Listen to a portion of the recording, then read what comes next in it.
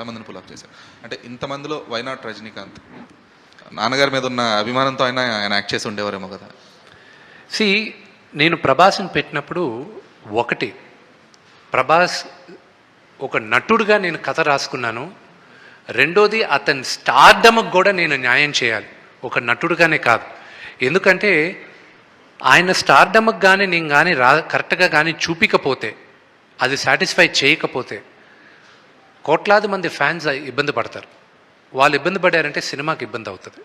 So ఆయన స్టార్డమ్ను ఆలోచించుకొని, అలాగే అక్షయ్ కుమార్ గారి స్టార్డమ్ను ఆలోచించుకొని, మహానటుడు మోహన్ లాల్ గారి స్టార్డమ్ను ఆలోచించుకొని, అలాగే శరత్ కుమార్ గారి స్టేచర్, నాన్నగారి స్టేచర్, ఆ స్టేచర్ని ఆలోచించుకుని వాళ్ళకి తగ్గట్టు రాసుకోవాల్సి ఆ క్యారెక్టర్ రాసుకుంటూనే వాళ్ళని దృష్టిలో పెట్టుకోవాలి. Because they come with a baggage.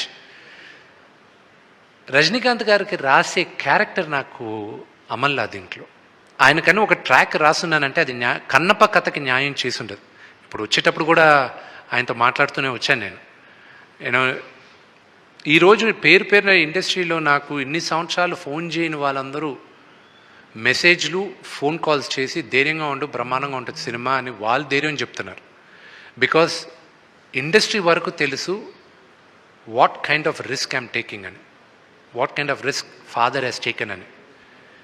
And Venkatesh గారి దగ్గర నుంచి, అల్లు అరవింద్ గారి దగ్గర నుంచి పేరున నా మిత్రులు, నా బ్యాచ్లో ఉన్న వాళ్ళందరూ కూడా they have texted me, they have called me, వాళ్ళందరూ దే హ్యావ్ ఎన్కరేజ్డ్ మీ.